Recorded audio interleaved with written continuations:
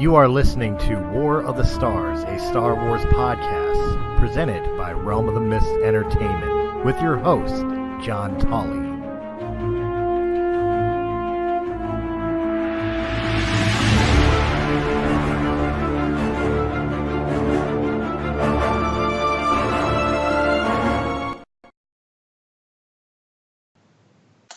Hello, everyone, and welcome to War of the Stars, a Star Wars podcast.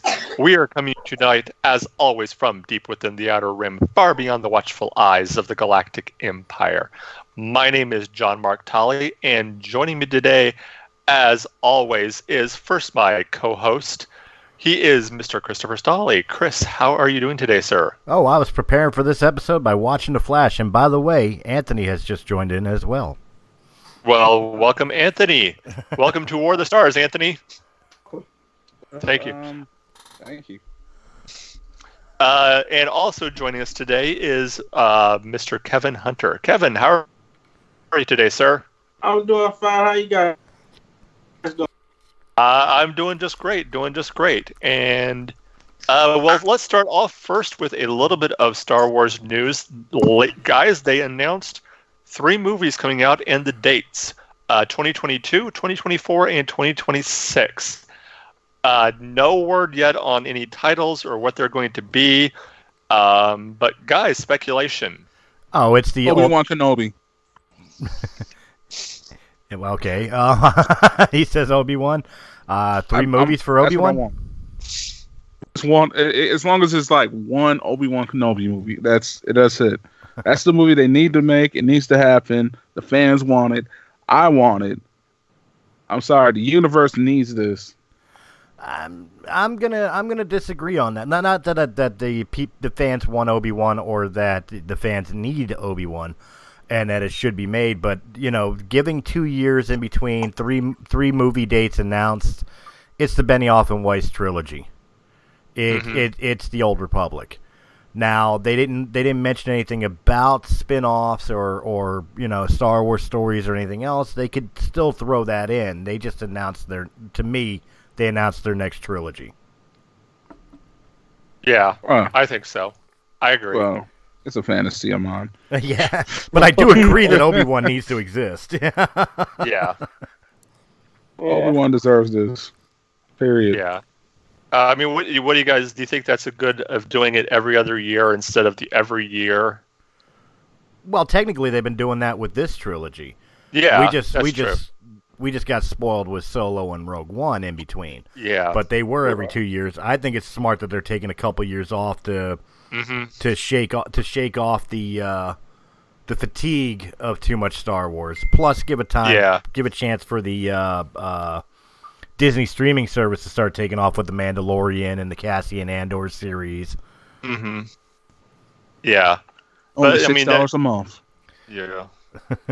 I mean, though that does mean, that me and you, Chris, will be almost in our 50s by the time the third one hits. Bite your tongue, man. I don't care. I will be a 90-year-old man on my respirator watching Star Wars. That's right. I don't give a shit. That's right. Not the respirator. You could put me in an hour-long as long as it's got wheels to wheel me into the goddamn theater. I'm cool with it. That's right. Damn, we going old school. We going all the way back to Depression. Well, maybe by the time I need an iron lung, they'll build a Vader suit. That's right. Yes. You can cosplay. It's like cosplay, and it's great for my health and good for arthritis. With my luck, I won't be walking in looking like Vader. I'll be walking in looking like Saw Gerrera. Oh my gosh, that'd be a sight to see. Including the buckwheat afro. Okay, nobody needs to see that. A white man with a Don King afro. No. I want a picture. I want a picture. Me too. I would love to see this. Wow. I'm going to burn my retinas. Wonderful. So, okay, of course, the other thing, we already touched a little bit on the Realm of the Mist podcast, but of course, earlier we lost Peter Mayhew, Chewbacca, and just quickly, I wanted to go through get your guys' thoughts and some of your favorite Chewbacca moments, like from any of them, like the movies, especially the ones that he was in. So mainly the original trilogy and the prequel trilogy. What are some of your guys' favorite like memories and what you remember most about Chewbacca and your favorite moments? So, Chris, I'll start with you. I mean, what can I say about an iconic character, and especially for a man who wasn't even an actor? He had one role in life, and he was born to play it, and he's brought so much joy to so many people. You know, with a non-speaking role, you know, just mannerisms and head tilts, and you know, we fell in love with the character of Chewbacca, and it's because we fell in love with the person Peter Mayhew. He will be greatly missed in the Star Wars community. I think he'll be greatly missed by people that may not even be Star Wars fans, but just know that he brought an iconic character to life.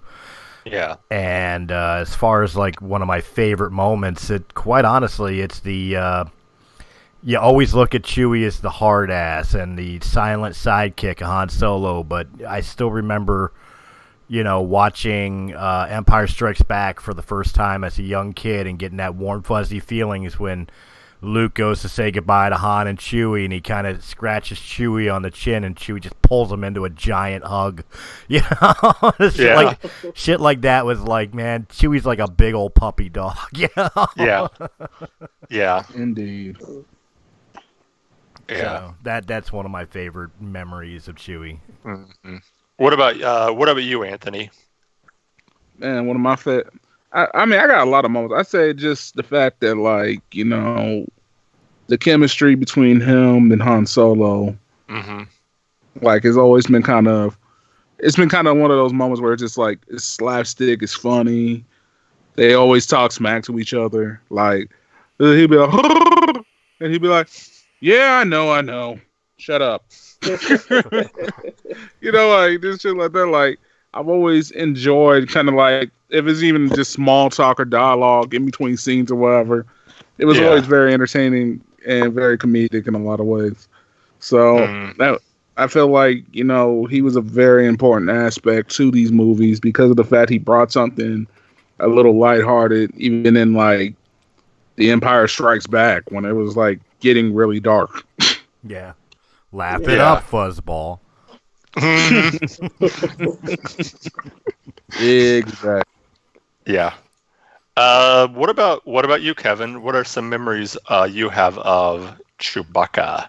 All my memories, obviously, they come back to the original trilogy, but I heard over a recent interview for when they did episode 7. How there was actually a class that, like, he inspired the younger generation to, like, there's a whole fleet of people wanting to learn how to do exactly what he did. So for him to start it off and then to be able to pass on his knowledge, even though to him it probably didn't seem like anything, because like you guys said, he, you know, it's just like certain movements and gestures, but like that's not something that can come easy to a lot of people. So to be able to teach that on to the younger generation, so that way we can have a Chewbacca from here on out is amazing.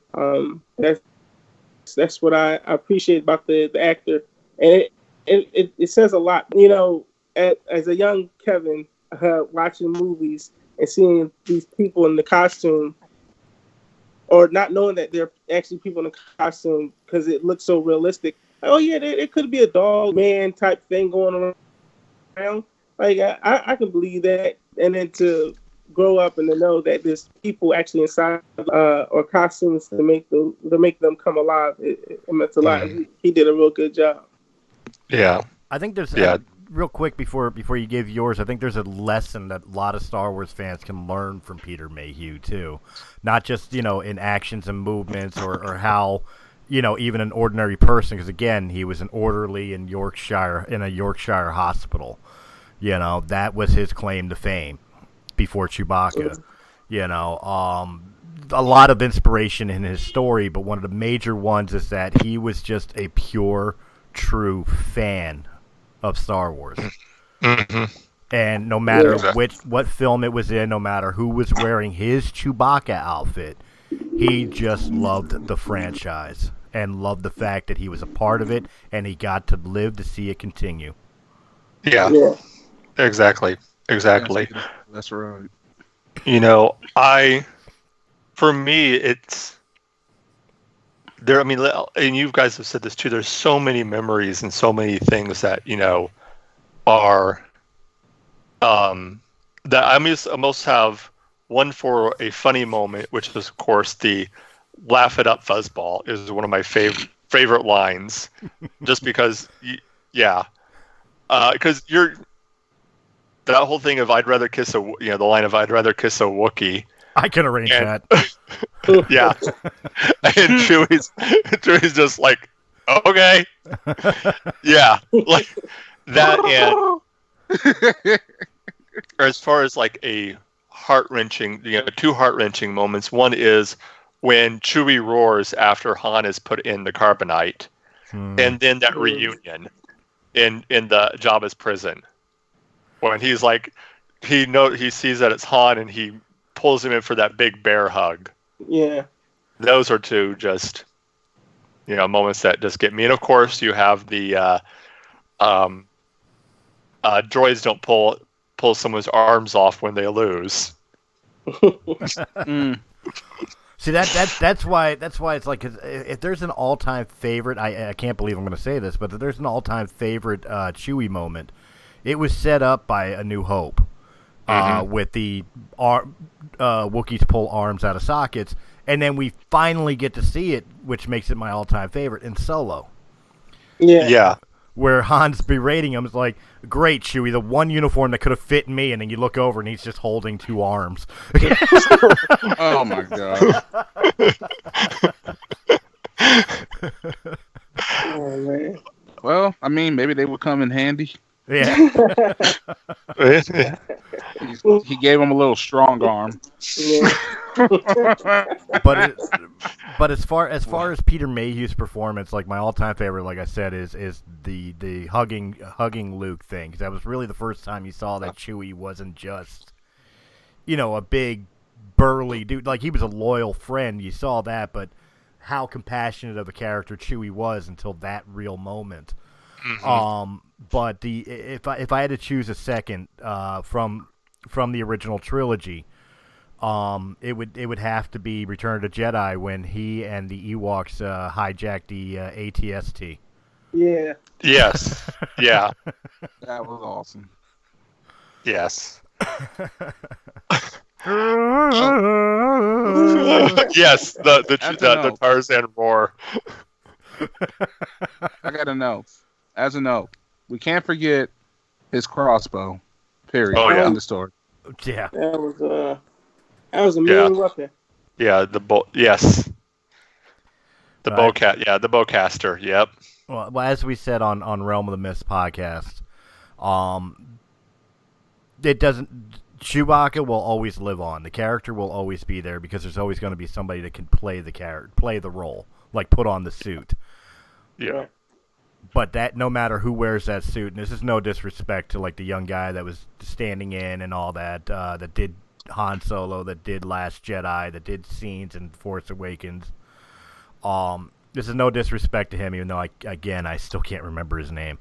But whenever we see Chewbacca on screen, all we're gonna see is Peter Mayhew. Yeah. And I think honestly, probably the kid who's playing it now knows that. He knows that he will forever be in the shadow of Peter Mayhew. Mm-hmm. And I think he's fine with it. Yeah. He's like, oh, I'm a legend. Okay. I'm in the shadow of a legend. It'd be different if it was just like some no-name guy or something like that. Like, people know who Peter Mayhew is. Now, it was somebody like, it's like, this is Willie Jenkins. Then that'd be a problem. Who's Willie Jenkins? But it does really raise the question of, like, how emotionally wrecked are we going to be at the end of Episode 9? Like, think about how we were at the end of Episode 8, where some people had mixed feelings about the movie or everything else, but then we got to the In Loving Memory of Carrie Fisher. Right. Yeah. How are we going to feel in episode 9 when this trilogy wraps up? And go with me a moment here, guys. Let's say this movie is the premier Star Wars movie of all time. It does everything that this movie is supposed to do.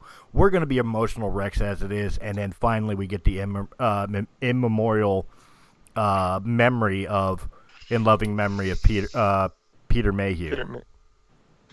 It's going to be even worse. I think it's going to be as emotional as a 2016 death. Yeah. Yeah. Yeah. Yeah. I mean, I'll be totally honest with you guys. I'll probably start getting emotional the minute I hear the fanfare for the opening of it. A long time ago in a galaxy far, far away, and then the opening crawl. I'll probably start getting emotional then.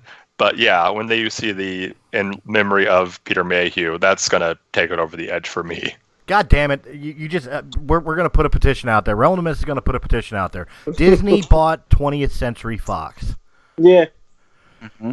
Yes. This is the final Star Wars movie of the Skywalker saga that started through distribution of 20th Century Fox. Wow. Put the goddamn fanfare at the beginning of the movie. Yes. For one final time, put the 20th Century Fox logo and the put it at the beginning of the goddamn movie. Make it feel right. Yeah. Poor guy. We will burn this mother down. I will fight a mouse.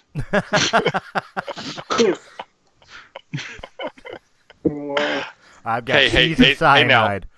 Hey now, do not disrespect our mouse overlord, okay? God damn it! I've got cheese and cyanide, and while I'm filling that cheese with cyanide, I'll be singing hot dog, hot diggity dog. Oh my god! Wow. And that. And that is how we win the war.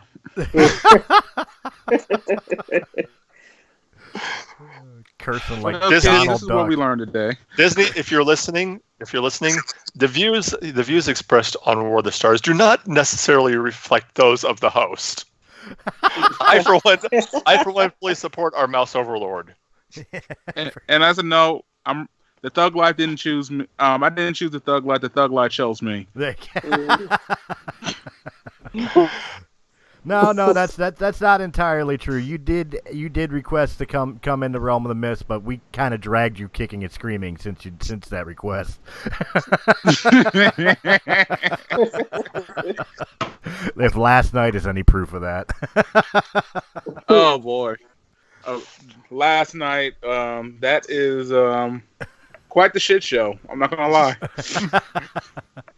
Just a recap for people of Realm of the Mist Entertainment, fans of it.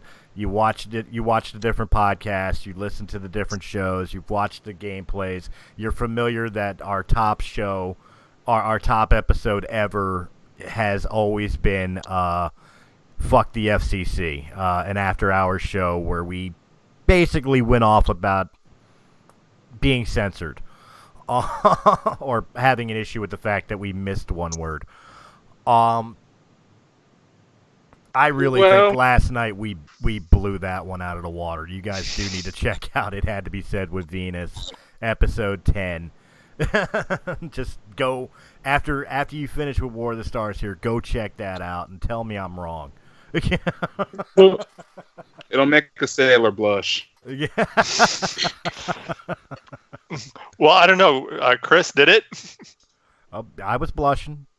I was blushing while I was making the damn jokes. Because even that little voice that I don't pay attention to. Go check out our wholesome podcast. They have all wholesome men and women. That little midichlorian voice in the back of my head that I don't listen to was going, dude, no, don't go there. It's too late. It is too late. And my mouth, of course, was like, fuck you, I'll do what I want. His mind was telling him no.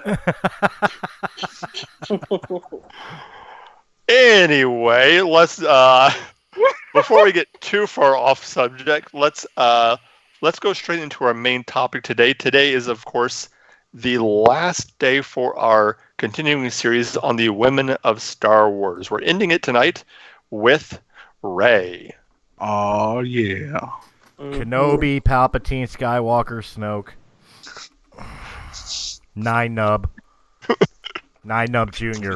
That's a real name. That's a real name. Nine Nub Jr. Yes. Wow. I'm telling you, it's getting. I'm going to use the term retcon, but I still believe it was planned from the gate. Her parents are nobody is a red herring. I'm telling you, it's getting retcon in 9. Mm-hmm. There was a plan for Rey from gate. Yeah, but the question is she a Skywalker? I Probably hope so. not.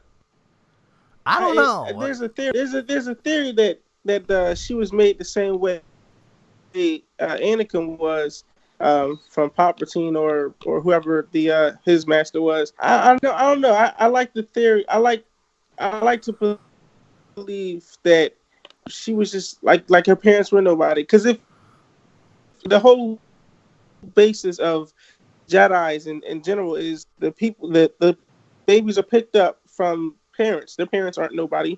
You don't know who their parents are, but they're amazing Jedis, and they do amazing things. I mean, if she so happens to be a Skywalker, I mean that's cool and all, but just to have that, just to think that maybe she's really not part of anybody would be amazing. Well, see, I was fan theorizing while I was waiting for the show to begin tonight, and I was really thinking about shit and how they would pull that off to make her a Skywalker. Obviously, she's not Luke's daughter. You know, that can, even though we know Luke did not, as Mark Hamill put it, he didn't die a virgin. We're pretty sure that Luke is not the father. You know, I hear Maury in the distance now. You know, you are not the father. But I mean, Maury. I had to go there. But I think I've convinced myself that Rey is a clone.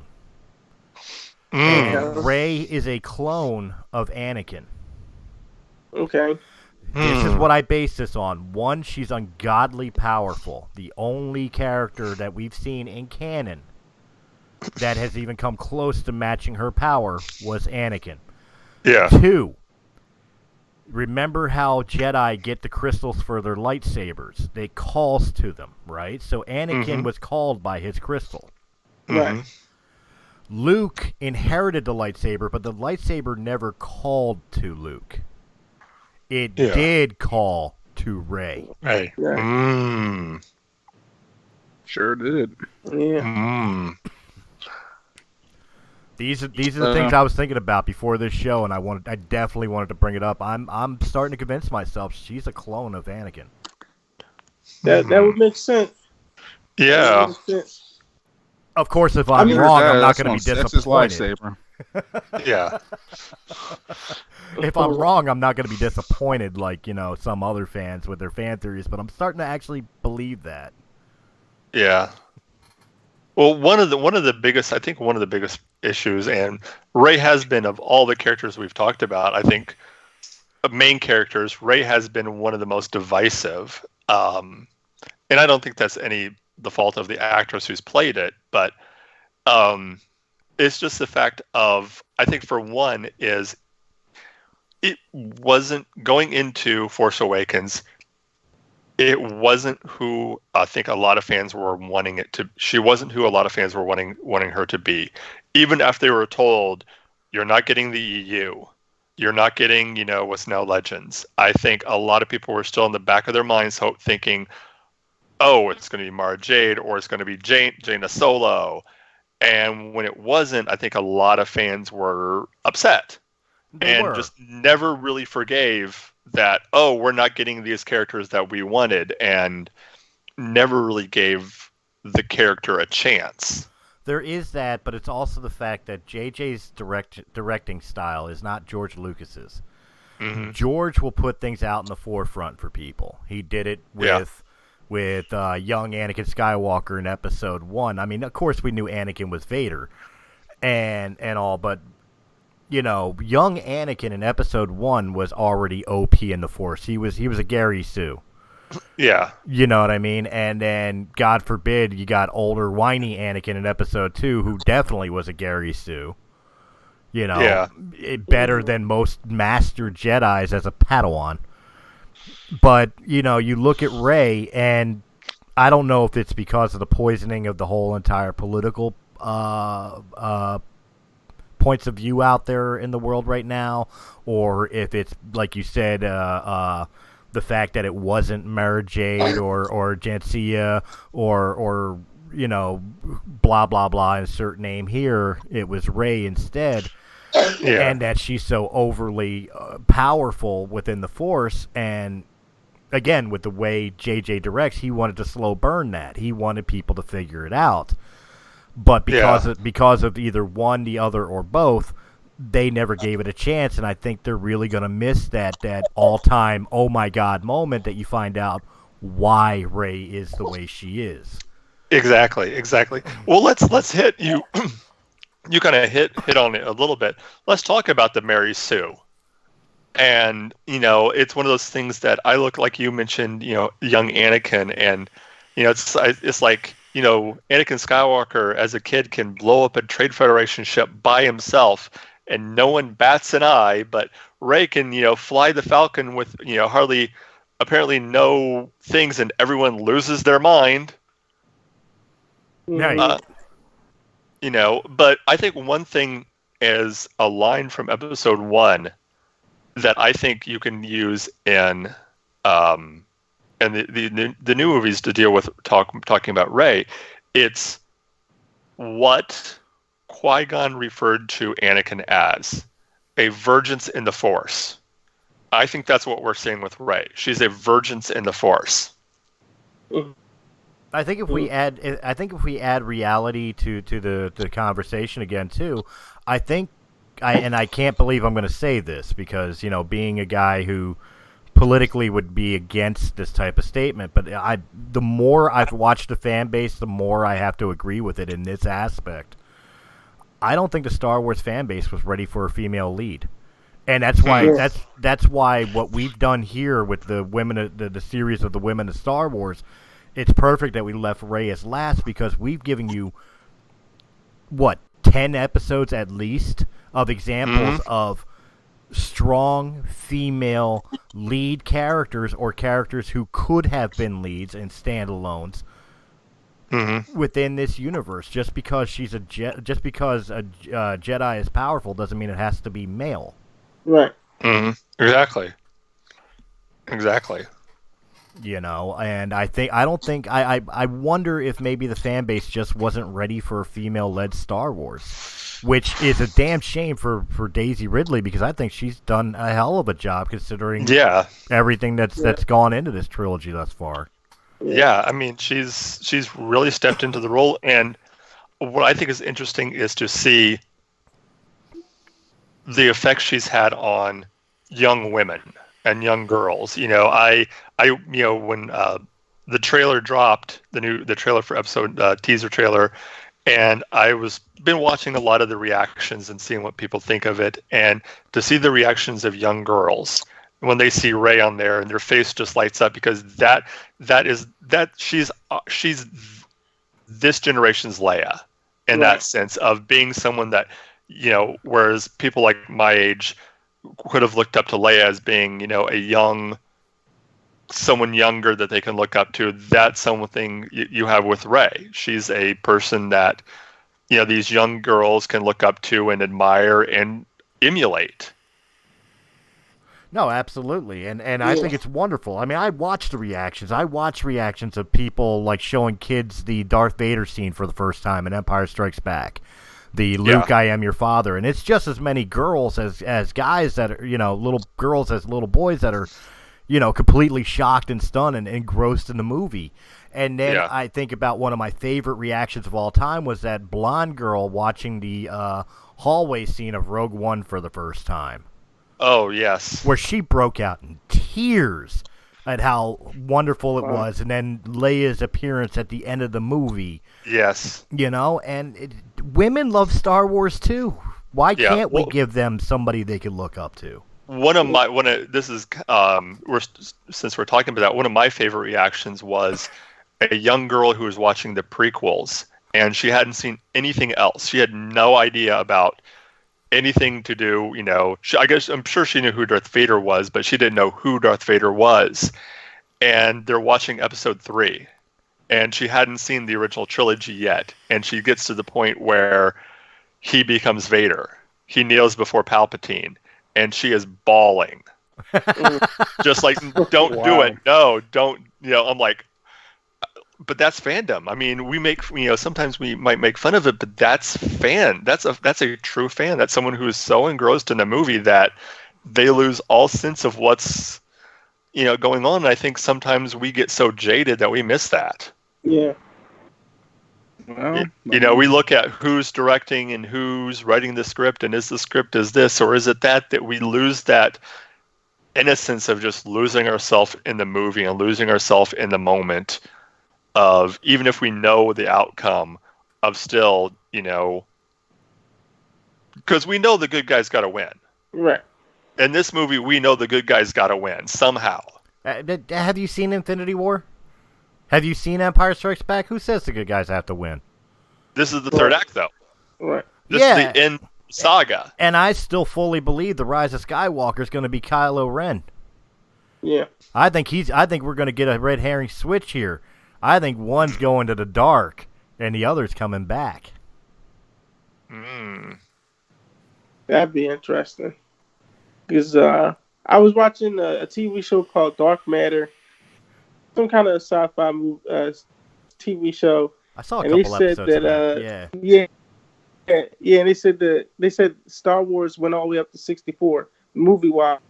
So I'm like, it might be, it just might be a continuation of Star Wars. And if that is the case, that Kylo comes back and Rey goes to the dark side, we're going to have a good series of movies to come.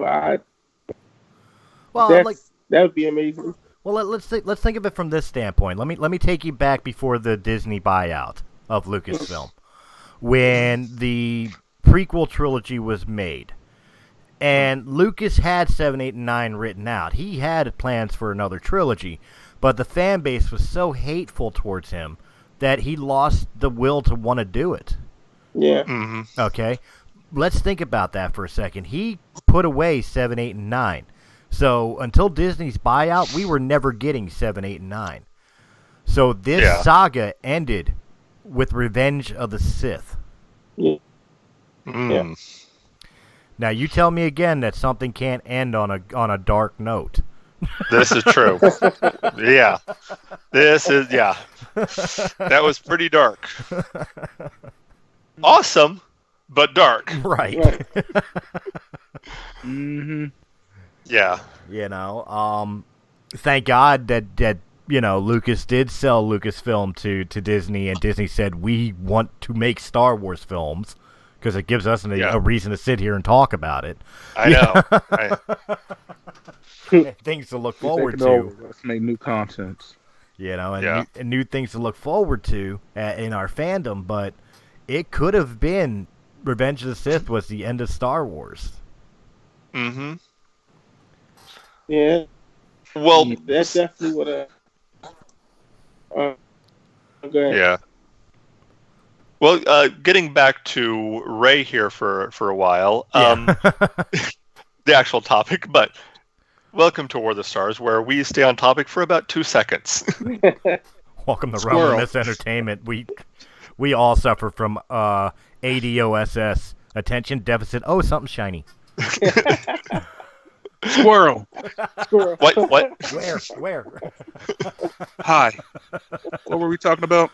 Yeah. Well, let's talk about some of the relationships that Rey has had, and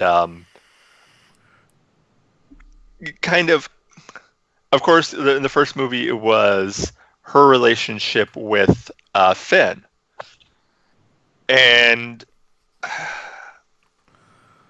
I mean, where do you see that relationship going, and how do you kind of see that? I see that definitely as being this almost brother-sister relationship in the end. By the end of it, it was this very much, they're good friends, but I definitely think he had kind of feelings for her, but I don't think they were reciprocated by Rey in any sense. I don't think Rey is. I hate to break people's heart. There's no Reylo. I'm glad that the Rey and Finn thing didn't hook up, and that Finn is now more interested in Rose, or at least appears to be more interested in Rose. I don't think anything's going to come of Rey and Poe more than the brothers and sisters in arms that they are with each other. I think Rey is going to be a solitary person at the end. I agree. I think what was funny in looking back in it is, like, you could tell sometimes where Finn was like, "Hey, she's kind of cute," and Rey, for her part, was just completely clueless that he had any feelings for her. Yeah. He was just like completely like, all right. Oh, right, Jesus! I'll save it till the end, but I just had a thought. Tying into my theory. I'll save it for the end. We continue the conversation. Oh no! All right.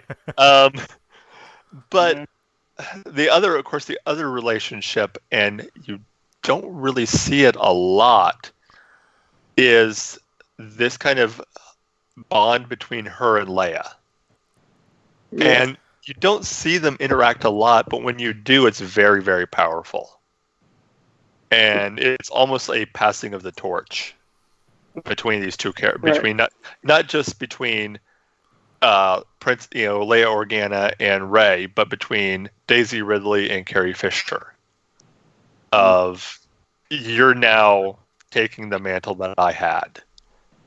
So that was just a very powerful kind of connection. Like I said, even though they were on screen very little together, in the two, especially in Last Jedi, I don't think they really had any, maybe just a couple of minutes of screen time together at the end.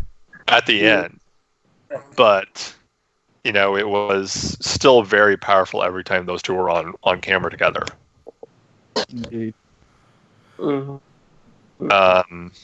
of course, you have her relationship with Luke, and I loved her relationship with Luke. That was, yes. It was hilarious. And you realize something after watching it. Luke became Yoda. Oh, yeah. I mean, look at the mannerisms, look at some of the stuff he did, and it's like, I could see Yoda doing that. Oh, you're talking about the first lesson when she puts her hand out when he tells her to reach out for the Force. And he tickles her hand with the reed and then smacks it. That was totally a Yoda move. Yeah. Well, not just that, but the almost forcing her to just follow him around, trying like a little lost puppy while he's like, oh, really? Okay, fine.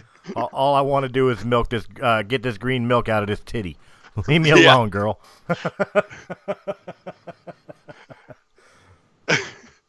Which, I'm sorry, I love you, Mark Hamill, but that was about the creepiest grin you gave when you took a swig of that green milk and you were just like, having it drip down your beard. That was some creepy shit, dude.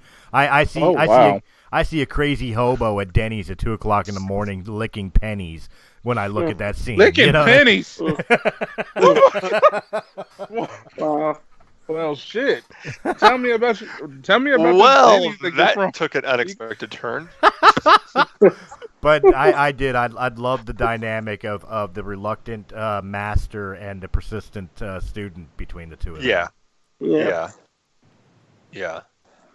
And I mean, well, let's talk a little bit about just Daisy Ridley's performance overall as an actress. I mean, what did you guys think of the?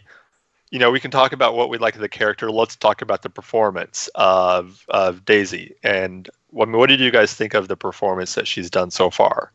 I think just to come into this genre and do what she obviously what she's doing, because this is a whole new character. It's not like she's basing it off of somebody else, and she's trying to fill in their shoes. She's coming in fresh, off the street pretty much. And I think as an actor to do what she's doing, and I think it's amazing because she doesn't have anything to go off of other than, okay, this is what a Jedi would do, and this is how I have to react actor wise. Like, okay, this is what I have to train and practice for. But like this coming off of a whole brand new character, I think she's so far doing an amazing job.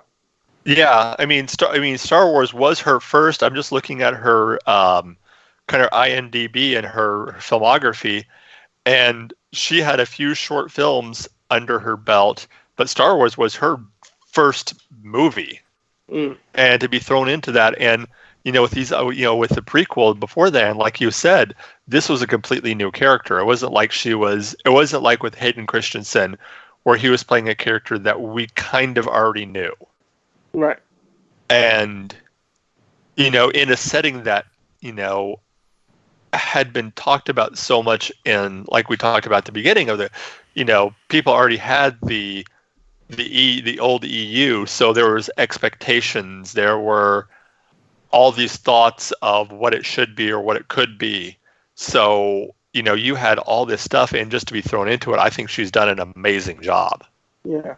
Oh, absolutely. There's a vulnerability that she portrays on screen, an uncertainty she portrays on screen that makes Rey, even in quote-unquote Mary Sue form, feel so human about. But at the same time, for somebody who's got to be, by now probably she's comfortable, but I mean, you think back to Force Awakens, and she had to have been scared out of her wits. This is my first real film, and it's the biggest franchise in film history.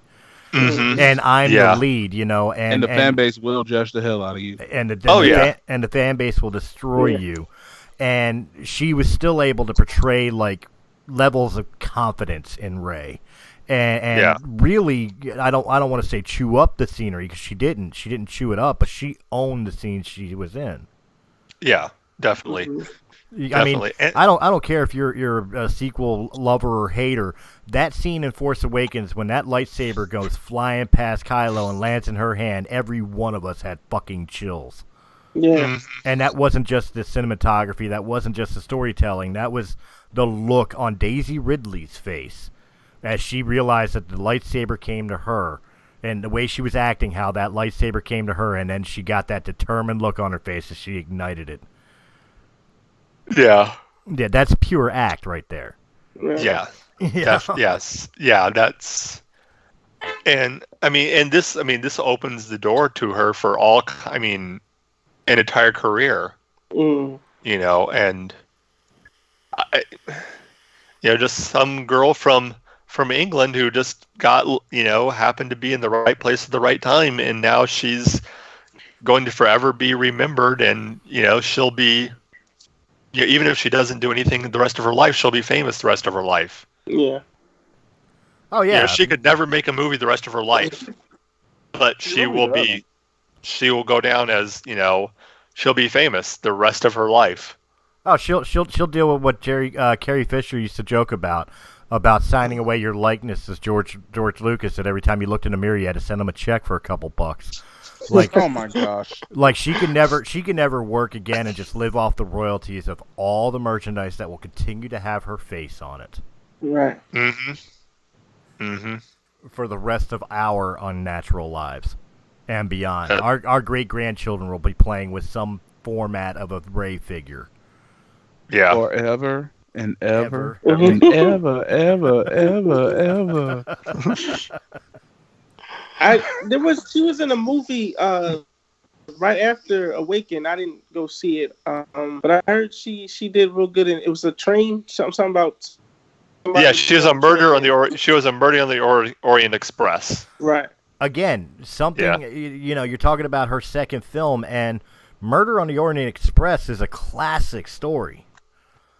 Yeah. That's big shoes in its own right to fill. Yeah. Mm-hmm. And then she did a voice in Peter Rabbit. And then, of course, what's that? No, I said yeah. Yeah. Yeah. But I mean, other than that, she hasn't really done a whole lot. But still, I mean, it's like we said, she basically, if she doesn't want to, she doesn't have to work again. Nope. I mean, she literally does not have to work again. She can just. But I mean, I don't think she will. I think she's the type of. She seems like the type of person that wants to work, that wants to act, and wants to be on screen and doing something. So I don't think that we're just going to see her sit on her laurels and just kind of milk the fandom for, True. There's money to be made. Yeah. She's going to go do whatever she can to make sure she can stack up roles, stack up the cash. And, yeah, I think she's definitely not going to settle with just being in Star Wars. In this day and age, you can't settle with just one thing anyway. Yeah. Well, she's young. She's good looking. Oh, she's going to be doing more than that. Oh, yeah. But that's the thing, and she's ambitious. That's what I take away from knowing that she's, she went out for the part of Rey in Star Wars. You know what I mean? She knew she was a unknown actress when she went out to try out for the role, and her follow-up film was Murder on the Orient Express. That tells me this girl sets her goals high. Yeah. Yeah. Yep. You ain't gonna make her sit down and do nothing. She's got high ambitions, high expectations for her career. Exactly. Well, let's let's just wrap up and kind of give our final thoughts on Rey and Daisy Ridley, and just kind of go around and kind of final thoughts on basically just the women of Star Wars, and as we've been talking with the series, and just kind of just overall thoughts. So, Chris, we'll start with you. Oh no, let the other guys go first, because this is where I could throw my thing that I thought about in. All right. Well, Kevin, start with you. Just thoughts on the overall women of Star Wars. I think, each woman, each character, they mean so much to everybody that it's something that will never end with the genre. It could be centuries, and people they'll remember the names, Rey, Leia, Ahsoka, and I'm not familiar with uncanon characters, but they'll remember their names so much that I named my second daughter Leia. So and not just because I thought it was a beautiful name, and yes, I love Star Wars, but because of who Leia represented in the movies. A strong character, a strong female character that, who felt as though in her interview she said she felt like she had to compete with everybody. She had books to make her feel like she was, smart, like so that way she can feel like not above her co-workers, but just to feel like to feel more, I guess. And so I think each woman in their own right, even from the cartoons and the little side stories, whenever there's a female present inside of Star Wars, there's somebody to recognize. Anthony, what about you? What are your takeaway from when you think of the women of Star Wars? Let's see. When I think of the women of Star Wars, the first thing that came to mind is the exceptional beauty they bring to the movies as strong women who actually have inspired a lot of girls in the fandom and myself. It's a great reflection. It was a new step in a new direction. Some even call it a step into feminism. I feel like it's an evolution that it doesn't matter if you're a guy or girl or an alien.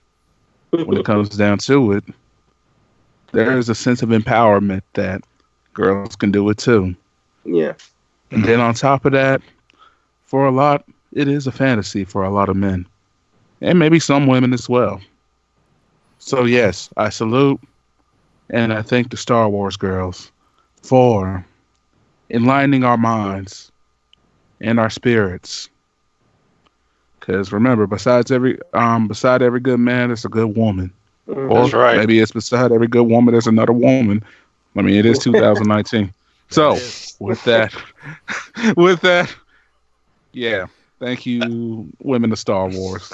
And I'll let, since Chris has a big thing he wants to share, I'll kind of give my thoughts here now. And I think you guys just kind of hit it on the head. I mean,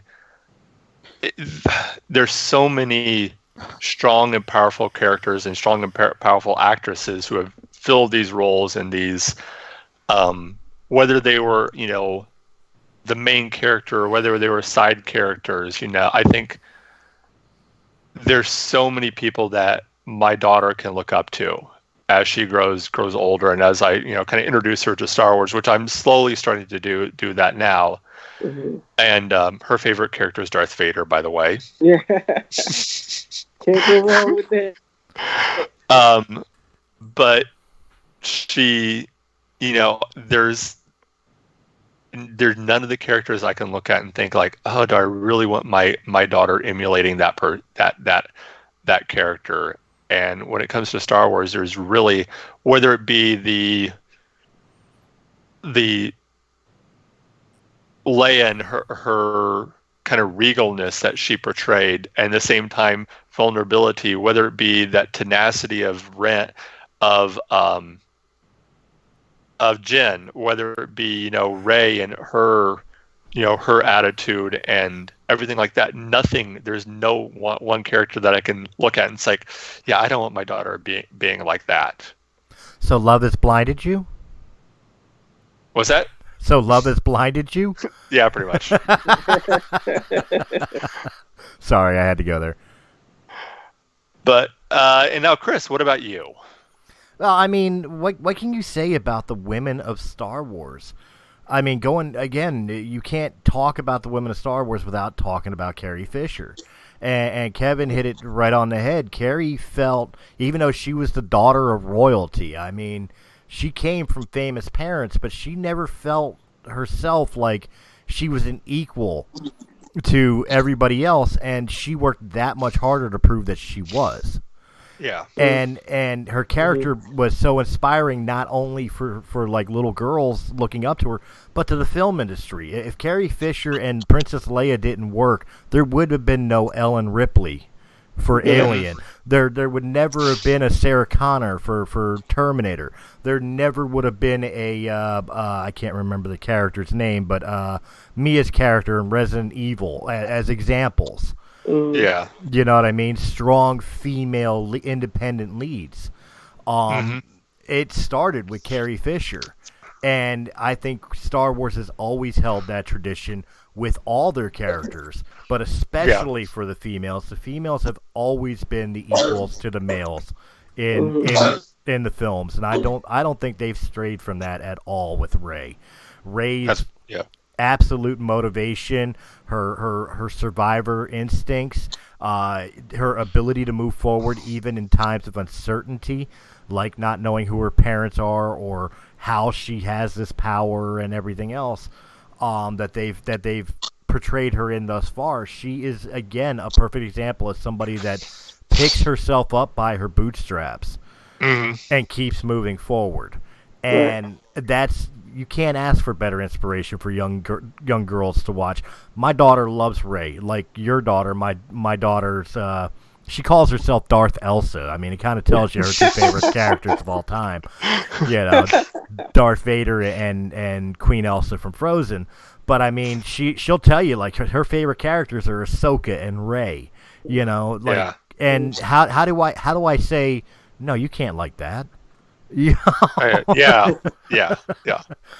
don't want you to grow up like that. But the thought that I had about Rey was the ending of Episode 9. You called her a virgins. Virgins in the Force, yes. And remember how I said I think she might be kind of a clone of Anakin, and that's why the lightsaber was calling to her. What if she's not even a clone, but the lightsaber is called to the virgins?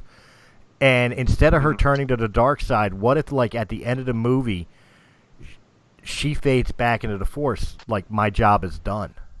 Wow. Ooh. Wow.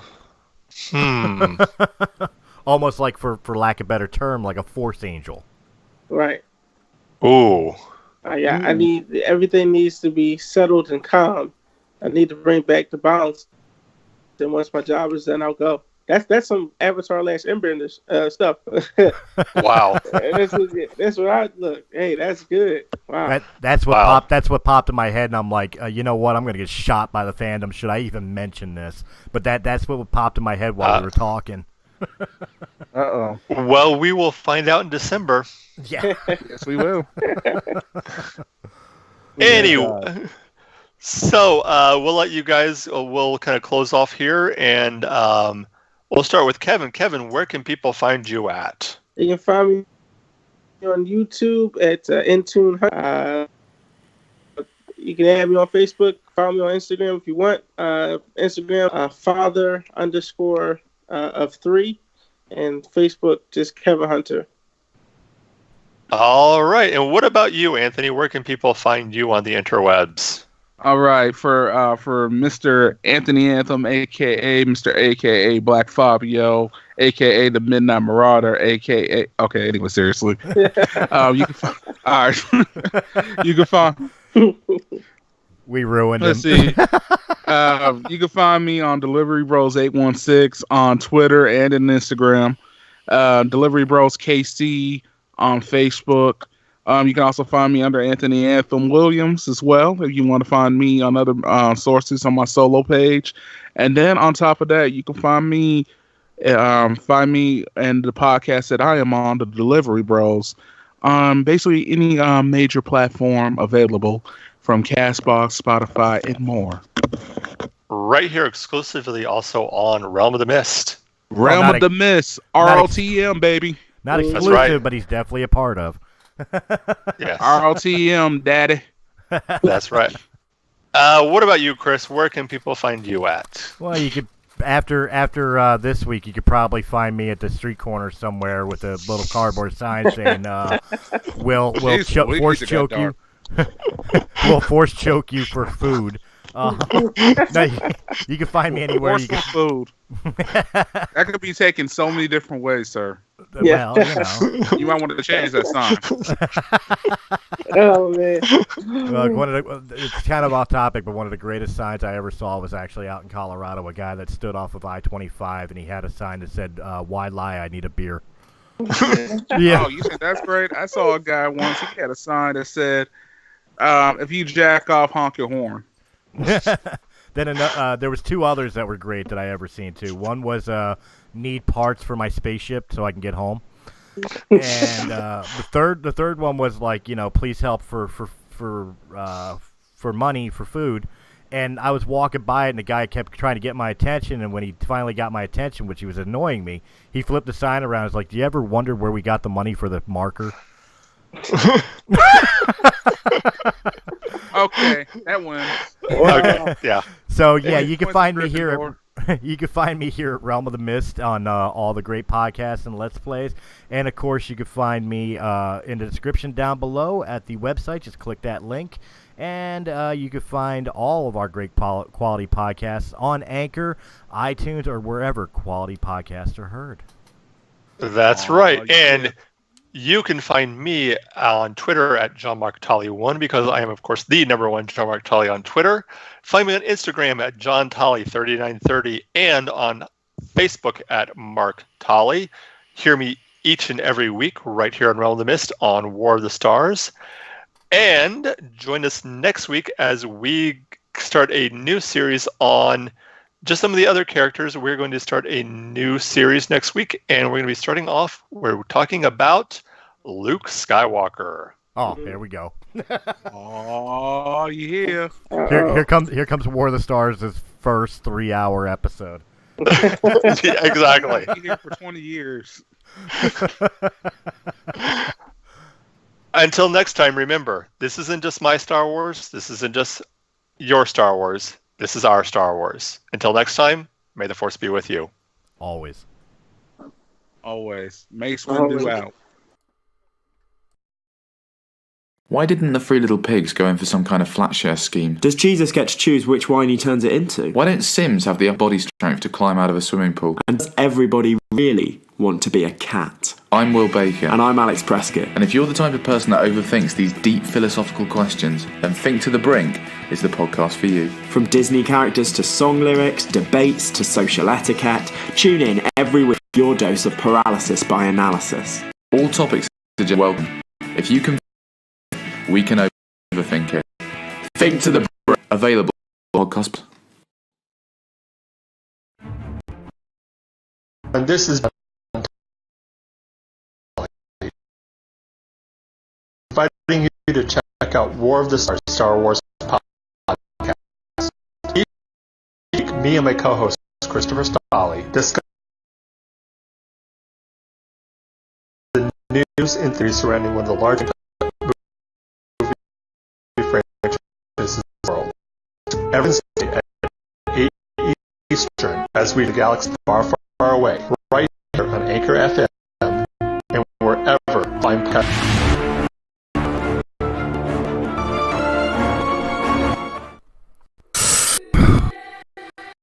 You know, see, Motivate Score, Jason Application 19116. They are formerly known as East Coast Vapor. They have all you need, all the equipment, all the juice. And hey, while you're there, sit down, enjoy a beer, bring your own, and just hang out with a bunch of cool people. So guys, if you really need your next vape machine, or maybe you just want to try a locally made juice, make sure you hit up Vape Scorpion. That's 1085 Boston Avenue, Philadelphia, PA 19116. Or give a call to 215-464-8273. Oh yeah, and make sure you let them know that Realm of the Mist Entertainment sent you. He said, but she said, how dare you say that? That's offensive. Well, someone's gotta say it. It had to be said with Venus. Catch the live show Tuesdays at 9 p.m. Eastern Time. Check out the recordings at any time. Guest shows weekly.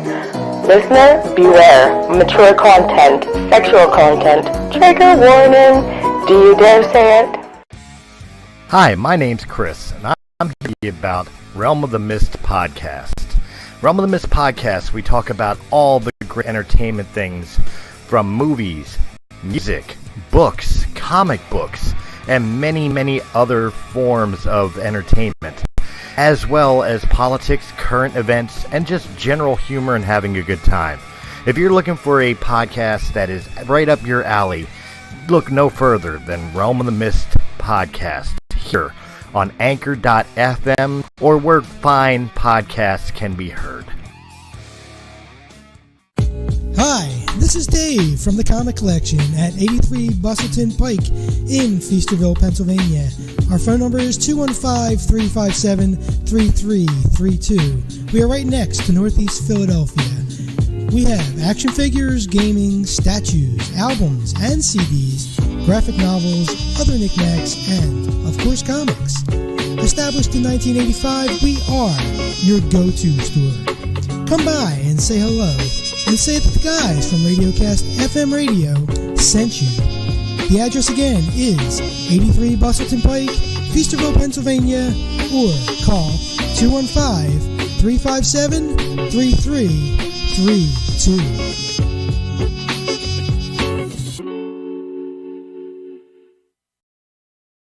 Three-eyed turtle? Is that alright? What the fuck is a three-eyed turtle? Who wants a mustache ride? Are you tired of the same old podcasts with no humor? Well, join us for After Hours, where everything is funny, at least to us, on Anchor.fm and where quality podcasts are heard. How the fuck did we get on this? I don't know. FCC started this shit. It's their fucking fault. Hey everyone, this is Dak. This is Liam. And this is White People Shit. We are a bi-weekly podcast. Whoa. Maybe you're bi-week. I'm straight and strong. It means twice a week, you douche. Oh. Yeah, listen to us twice a week. On White People Wednesdays, we talk about gay stuff, zombies, superhero sex positions. And on Featured Peep Fridays, we interview the Featured Peep of the Week. Yeah, like a furry. Just search WPS Podcast and look for the white dude in red pajamas. We're on Apple Podcasts, Stitcher, Spotify, YouTube, and anywhere else you get your podcasts. We believe in equal opportunity humor, where all things can be made fun of. So if your feelings get hurt and you're offended, you can always eat a dick.